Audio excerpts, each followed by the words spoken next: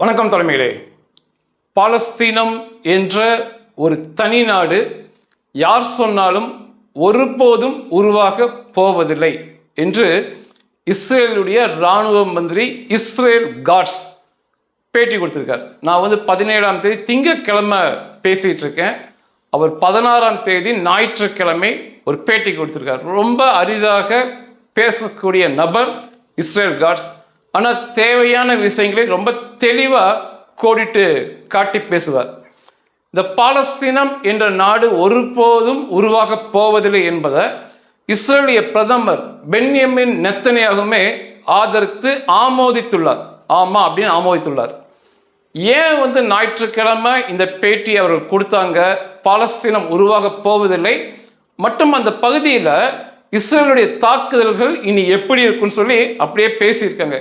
ஏன் பேட்டி கொடுத்தாங்கன்னா, இன்று திங்கட்கிழமை ஐக்கிய நாட்டு சபையில் யூஎன்ல அமெரிக்காவுடைய ஒரு தீர்மானம் வருகிறது. அமெரிக்கா அது நிச்சயமாக நிறைவேற வேண்டும் என்று ஒரு சிறிதாக மிரட்டலும் எடுத்திருக்காங்க.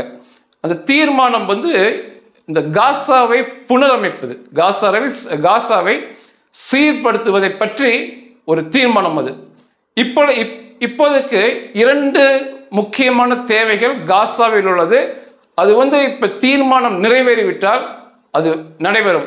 அதில் ஒன்று காசாவில் சிவில் அட்மினிஸ்ட்ரேஷன், அதாவது மக்களை ஆட்சி செய்வது, அந்த தண்ணீர் மற்றும் மின்சாரம், சுகாதாரம், இந்த பள்ளி கல்விகள் இதையெல்லாம் சீர்படுத்துவது. இது சிவில் அட்மினிஸ்ட்ரேஷன் பாங்க. இதுக்கு ஒரு குழு, அந்த குழுவின் பெயர் போர்ட் ஆஃப் பீஸ். இதனுடைய தலைவராக டொனால்ட் ட்ரம்ப்பும் அமெரிக்க அதிபரும், அதை மேற்பார்வையாளராக முன்னாள் இங்கிலாந்து பிரதமர் டோனி பிளேரும் இருப்பாங்க. இது ஒரு தீர்மானம். இன்னொன்று இராணுவ ரீதியாக காசாவை இராணுவ ரீதியாக நிர்வகிப்பது, இன்டர்நேஷனல் ஸ்டேபிலைசேஷன் ஃபோர்ஸ் அப்படிம்பாங்க, ISF. இதுக்கு ஒரு தனியான குழு. அந்த குழுவின் தலைமையில் இராணுவ வீரர்கள் அங்கே காசாவில் உள்ள ஹமாஸ் பயங்கரவாதிகளிடம் ஆயுதங்களை வாங்குவது, அவர்களை நிராயுத பாணி ஆக்குவது, அதன் பின்பு எந்த பிரச்சனையும் இல்லாமல் பார்த்துக்கொள்வது, இதற்காக ஒரு படையை அனுப்புவது. இந்த 2ஐயும் நிறைவேற்ற வேண்டும் என்று சொல்லி ஒரு தீர்மானம் இன்னைக்கு திங்கட்கிழமை கொண்டாடுறாங்க. அதை பேசி முடிச்சுட்டு அது ஓட்டெடுப்பில் நிறைவேற வேண்டும். அதிகபட்சமாக நிறைவேறி விடும் அப்படிங்கிறாங்க. ஐக்கிய நாட்டு சபையில் உள்ள 5 நிரந்தர உறுப்பினர்கள் இதுக்கு எதிர்த்து ஓட்டு போடக்கூடாது. இது அமெரிக்கா கொண்டு வராங்க, இங்கிலாந்து ஆதரிக்கிறாங்க, பிரான்ஸ் ஆதரிக்கிறாங்க. ஆனால் ரஷ்யாவும் சீனாவும் என்ன செய்வார்கள் சொல்லி பொறுத்திருந்து தான் பார்க்கணும். இன்னைக்கு மேலே அது தெரிய வரும். இந்த தீர்மானம் நிறைவேறி விட்டால் UN தலைமையில் அப்படின்னு சொல்லி இந்த படைகள் வரும். தீர்மானம் ஒருவேளை தோல்வி உற்றால் அமெரிக்கா தலைமையில்னு சொல்லி படை வரும். ஆக மொத்தம் நிச்சயமாக இந்த சிவில் அட்மினிஸ்ட்ரேஷனோ இந்த மிலிட்ரி அட்மினிஸ்ட்ரேஷன் கண்டிப்பாக வரும். அதில் மாற்று கருத்து இல்லை. ஐக்கிய நாட்டு சபையில் தோல்வியுற்றால் இது அமெரிக்கா தன்னிச்சையாக அவர்கள் தலைமையில் எந்தெந்த நாடு பங்கேற்குதோ அவர்களை வைத்து நிறைவேற்றி விடுவார்கள். தீர்மானம் நிறைவேறிவிட்டால் ஐக்கிய நாட்டு சபையில் படைகள்லாம் வரும், நிச்சயமான வரும். இந்த தீர்மானம் வருவதை ஒட்டி தான் இந்த இஸ்ரேலுடைய இராணுவ மந்திரி யார் சொன்னாலும், அதற்காக தான் யார் சொன்னாலும் என்ற வார்த்தையை சேர்த்துனது. யார் சொன்னாலும் ஒரு காலமும் பாலஸ்தீனம் உருவாக போவதில்லை இருக்காரு. இன்னைக்கு வர தீர்மானத்தில் பாலஸ்தீனம் தனிநாடு என்றதெல்லாம் தீர்மானம் வரல. ஆனால் வரும் காலத்தில் ஒரு வேளை வரலாம்னு சொல்லி முன்னெச்சரிக்கையாக இதை சொல்லியிருக்காங்க. இதை காசாவில் உள்ள பாலஸ்தீனத்தில் உள்ள அமைப்புகள் இவங்க எல்லாம் ஒன்றா சேர்ந்து ஹமாஸ், இஸ்லாமிக் ஜிஹாத், ஃபத்தா மற்றும் இந்த PLO பாலஸ்தீன லிபரேஷன் ஆர்கனைசேஷன் இவங்க எல்லாம் சேர்ந்து ஒரு புதிய பேரில் ஒரு கூட்டமைப்பு வச்சிருக்கிறாங்க, பாலஸ்தீன் பாப்புலர் ஆக்ஷன் சொல்லி. அவங்க இதை முற்றாக நிராகரிச்சிருக்காங்க. எக்காரணம் கொண்டும் இப்படி படைகள் காசாவுக்குள் வரக்கூடாது, ஆயுதங்களை நாங்கள் கொடுக்க மாட்டோம் சொல்லி அவங்க அறிவிப்பு கொடுத்துருக்காங்க. அவங்க என்ன சொல்றாங்க அப்படின்னா, காசாவை மக்கள் ரீதியாக நிர்வகிப்பதற்கும் இராணுவ ரீதியாக நிர்வகிப்பதற்கும் எக்காரணம் கொண்டும் இஸ்லாமியர், அரபியர் அல்லாத உள்ள யாருமே வரக்கூடாது. இந்த மக்களை நிர்வகிக்கும் தலைமைக்கும் ட்ரம்ப்போ, டோனி பிளேயரோ வேற யாருமே இஸ்லாமியர் அல்லாதவர் வரக்கூடாது. இராணுவ ரீதியாக பாதுகாப்பதற்குமே இஸ்லாமியர் அல்லாதவர்கள் வரவே கூடாது. இது அமெரிக்கா தலைமை எடுக்கவே கூடாதுன்னு சொல்லி அவங்க முற்றாக இதை நிராகரிச்சிருக்கிறாங்க. இதையொட்டி தான் முன்கூட்டியே இஸ்ரேலுடைய இராணுவ மந்திரியும் பிரதமரும் ஒரு களமும் பாலஸ்தீனம் உருவாகாதுன்னு சொல்லியிருக்கிறாங்க. இன்றைய நிலைமைக்கு அந்த காசா பகுதியில் சடலங்கள் தர வேண்டியதில் இன்னும் வெறும் 3 சடலங்கள் மட்டுமே மீதம் தர வேண்டும். 28 சடலங்கள் காசாவில் இருந்தது. உயிரோடு இந்த 20 பேர்த்தையும் முதல்ல கொடுத்துட்டாங்க. இந்த சடலங்களுமே எதிர்பார்க்காத வகையில் மிக விரைவாக செஞ்சிருக்காங்கன்னு சொல்லலாம். 25 சடலம் மீதியை ஒப்படைத்து விட்டார்கள். இன்னும் வெறும் 3 சடலம் மீதி தான் இருக்கு. இஸ்ரேல் காட்ஸ் விரைவில் அந்த 3 சடல மீதியும் வர வேண்டும் என்று சொல்லியிருக்கிறார். மேலும் கடைசி சுரங்கம் டனல் இருக்கக்கூடாது, கடைசி ஹமாஸ் பயங்கரவாதியும் இருக்கக்கூடாது என்று சொல்லியிருக்கிறார். இப்போ காசா 2 பிரிச்சுக்கலாம். 50% 50% நிலப்பரப்பு. அதில் ஒரு 50% இஸ்ரேல் இராணுவ கட்டுப்பாட்டில் இருக்கு. ஒரு 50%, மீதம் 50% இப்போ காசாவில் அவர்கள் கட்டுப்பாட்டில் கொடுக்கப்பட்டிருக்கு. இஸ்ரேல் காட்ஸ் என்ன சொல்றாருன்னா, இவர்கள் தரப்பில் இருக்கும் 50% நிலப்பரப்பில் உள்ள அனைத்து சுரங்கங்களையும் அனைத்து ஹமாஸ் பயங்கரவாதிகளையும் நாங்கள் இல்லாமல் பண்ணிவிடுவோம். அதே சமயத்தில் காசா தரப்பில் உள்ள அந்த சுரங்கங்கள், ஹமாஸ் பயங்கரவாதிகளை இந்த சர்வதேச படைகள், இன்டர்நேஷனல் ஸ்டேபிலைசேஷன் ஃபோர்ஸஸ் அந்த குகைகள் எல்லாம், சுரங்கங்கள் எல்லாம் இடித்து தரைமட்டமாக்கணும். கடைசி ஹமாஸ் பயங்கரவாதி இல்லாமல் செய்ய வேண்டும் இருக்காரு. இஸ்ரேல் காட்ஸ் என்ன சொல்றாருன்னா, இந்த வருஷத்துல இந்த சர்வதேச படைகள் வருவதற்கான வாய்ப்புகள் இல்லை, நேரம் இல்லை, இன்னும் 2 மாசம் தான் இருக்கு.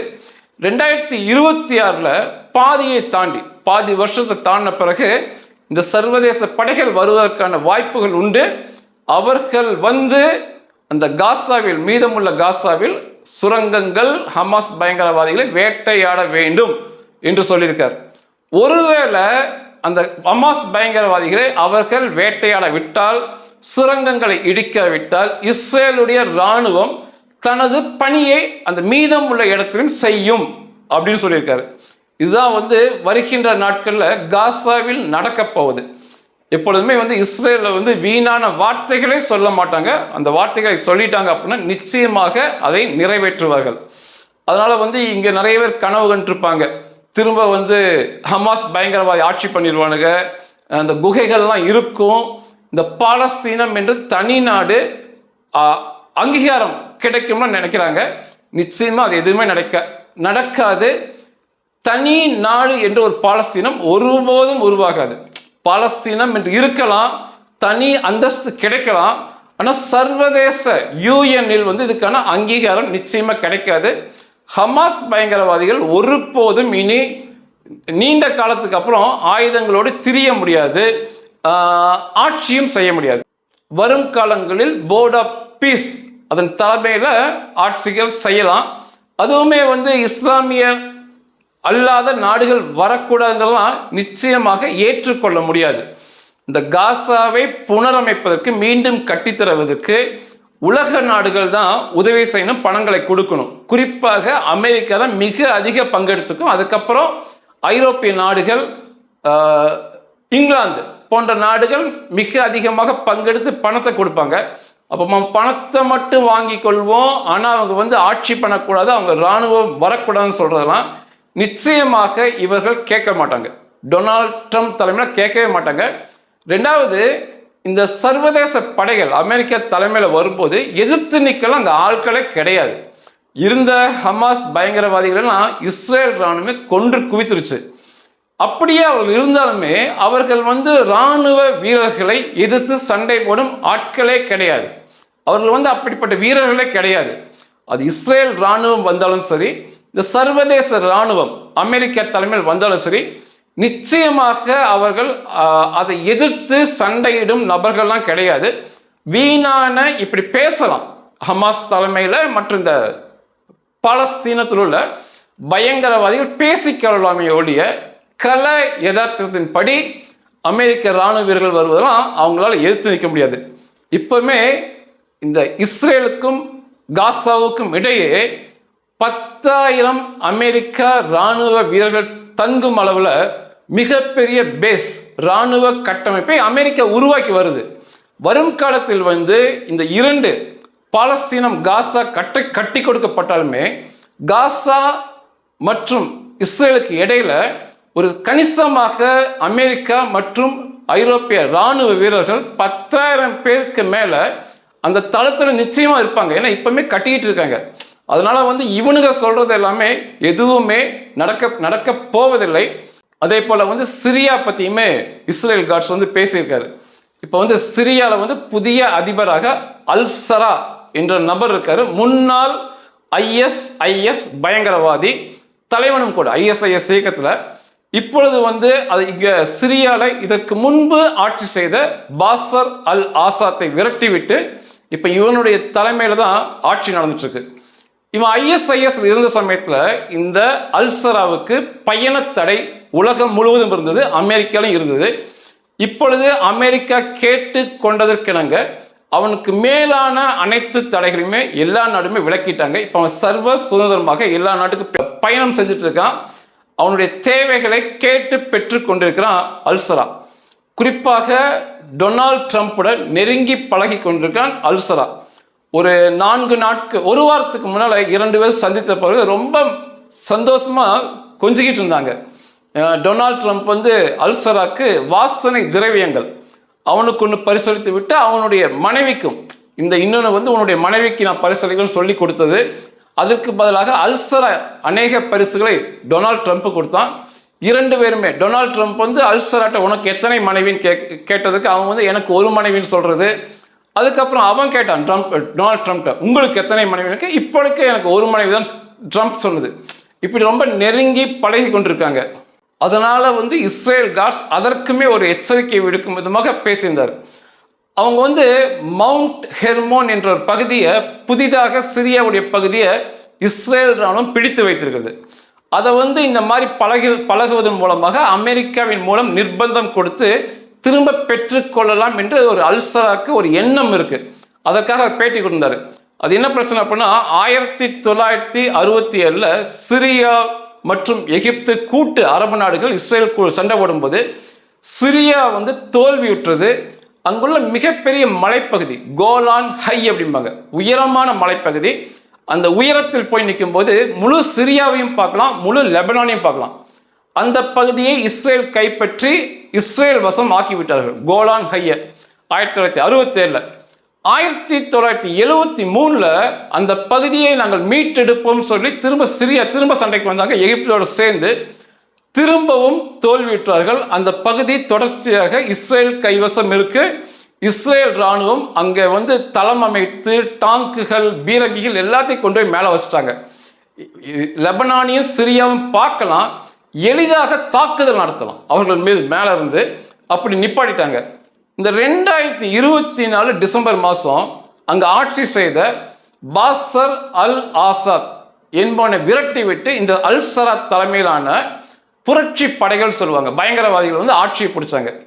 அந்த சமயத்துல பாசர் அல் ஆசாத் அவர்களுடைய அரசாங்கம் எங்கெல்லாம் பேரழிவு ஆயுதங்கள் வச்சிருந்தாங்களோ அதையெல்லாம் மின்னல் வேகத்துல தாக்கி இஸ்ரேல் அழிச்சிட்டாங்க. பேரழிவு ஆயுதங்கள், விமான எதிர்ப்பு, அதோடைய அமைப்புகள், ஏவுகணை அமைப்புகள் எல்லாத்தையுமே தாக்கி அழிச்சிட்டாங்க. அந்த தாக்கி அழிக்கும் சமயத்துல அந்த கோலான் ஹைக்கு இன்னும் உச்சத்துல மவுண்ட் ஹெர்மோன் சொல்லி ஒரு பகுதி இருக்கு. ஒரு புனிதமான பகுதி, ரொம்ப முக்கியமான அழகான பகுதி. மின்னல் வேகத்துல அந்த மவுண்ட் ஹெர்மோனையும் போய் பிடிச்சிட்டாங்க இஸ்ரேல் ராணுவம். 2024 டிசம்பர்ல 2814 மீட்டர் உயரமுடையது. அதாவது கடல் மட்டம் பூமியிலிருந்து, அந்த பூமியின் மேற்பகுதி, சிரியாவின் மேற்பகுதியிலிருந்து 3 கிலோமீட்டர் கிட்டத்தட்ட உயரம் இருக்கக்கூடியது. அந்த மவுண்ட் ஹெர்மோனை மின்னல் வேகத்தில் பிடிச்சாங்க. அதை பிடிச்ச பிறகு ஏற்கனவே கோலான் ஹை என்ற பகுதி மிக உயரமான பகுதி. இப்போ இந்த மவுண்ட் ஹெர்மோனுடைய உச்சியே கிடைச்ச பிறகு முழுவதாக சிரியாவை கண்காணிப்பது, லெபனானை கண்காணிப்பது, அவர்களை தாக்குதல் நடத்துவது இஸ்ரேலுக்கு ரொம்ப எளிது. அந்த பகுதியை பிடிச்சாங்க.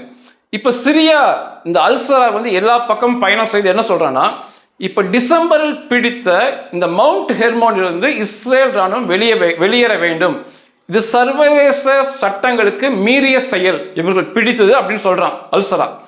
இஸ்ரேலுக்கு என்ன விளக்கம் கொடுக்குறாங்கன்னா, இவன் ஐஎஸ்ஐஎஸ்ஸில் மிக பயங்கரவாதியாக இருந்து பொதுமக்களை கொன்று குவித்தவன். ஒரு காலத்தில் இவன் ஐஎஸ்ஐஎஸ் பயங்கரவாதி தான். இன்னைக்கு இவன் கோட் ஷூட் போட்டிருக்கான், அவனுடைய தாடியை ட்ரிம் பண்ணியிருக்கான், அவ்வளவுதான். மற்றபடி இவனுடைய எண்ணம் எதுவுமே மாறல. மேலும் இன்னைக்கு அந்த சிரியாவை இன்னைக்கு நிர்வாகிக்கும் அமைப்புல இந்த ஜிகாதிகள், முன்னாள் ஐஎஸ்ஐஎஸ் பயங்கரவாத ஜிகாதிகள் தான் அவன் பொறுப்பில் கொடுத்து வச்சிருக்கான். நிச்சயமாக இவர்களால் ஒரு நாள் பிரச்சனை வரதான் போகுது. அதனால அந்த மவுண்ட் ஹெர்மோனை நாங்கள் தரமாட்டோம், அங்கே எங்கள் இராணுவம் நிச்சயமாக இருக்கும். அவன் யார்கிட்ட போய் பேசினாலும் சரி, யார் எங்கள்கிட்ட சொன்னாலும் சரி, அந்த பகுதியை கொடுக்க மாட்டோம்னு சொல்லி அதையுமே கோடிட்டு காட்டியிருக்காங்க. அதே போல் லெபனான் இஸ்புல்லா ஆயுதங்களை ஒப்படைக்க வேண்டும், ஒப்படைக்காவிட்டால் தினம்தோறும் இஸ்புல்லா பயங்கரவாதிகள் மீது, அவர்கள் கட்டுமானங்கள் மீது தாக்குதல் நடத்துவோம் அப்படின்னு சொல்லி அதையும் சொல்லியிருக்காங்க. தினம் தினம் தினம் இஸ்புல்லா பயங்கரவாதிகள் லெபனானில் கொல்லப்பட்டுக்கிட்டே இருக்காங்க. இஸ்ரேல் ட்ரோன்கள் மூலமாக தேர்ந்தெடுத்து இந்த இஸ்புல்லா பயங்கரவாதிகள் எங்கெல்லாம் பயணம் செய்கிறாங்களோ அவங்க குடும்பத்தோடு போனாலும் சரி தாக்கி கொண்டுட்டு இருக்காங்க.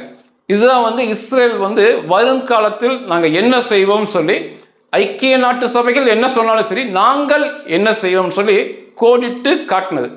இவர்கள் சொன்னதுபடி நிச்சயமாக பாலஸ்தீனம் என்ற தனிநாடு மலராது. ஆனால் சர்வதேச படைகள் அந்த காசாவில், மீதம் இருக்க காசாவிற்கு வருவதற்கு, அவர்கள் ஆயுதங்களை பிடுங்குவதற்கு, மேலும் இந்த சுரங்கங்களை அழிப்பதற்கு, அந்த மக்களை நிர்வாகம் பண்ணுவதற்கு இஸ்ரேல் ஒத்துக்கொள்றாங்க. இந்த அமெரிக்கா, ஐரோப்பா, இங்கிலாந்து இராணுவம் வாழ்வதற்கு பிடித்துள்ள மவுண்ட் ஹெர்மோனை நிச்சயமா தரமாட்டாங்க. அது ஒரு புனித பகுதியும் கூட தரமாட்டேன்ட்டாங்க. இஸ்புல்லா ஆயுதங்களை ஒப்படைக்காத வரைக்கும் நிச்சயமாக நாங்கள் தாக்குதல் நடத்துவோம்னு சொல்லியிருக்காங்க. நிச்சயமா பாராட்டலாம். ஒரு சிறிய நாடு தான் இத்தனை அரபு நாடுகளை தொடர்ச்சியாக தாக்குதல் நடத்துவது, அவருடைய இடங்களை பிடுங்கி வைத்துக் கொள்வது, யார் சொன்னாலும் கேட்க மாட்டேன்னு சொல்வதெல்லாம் நிச்சயமாக இஸ்ரேலை பாராட்டலாம். இன்னைக்கு திங்கட்கிழமை இது வாக்கெடுப்புக்கு வருது. இந்த தீர்மானம் நிறைவேறுமா, என்னென்ன பேசுறாங்கன்னு சொல்லி நாளை அல்லது இது முடிவு வந்த பிறகு அதை பற்றி பேசுகிறேன். நன்றிகள்.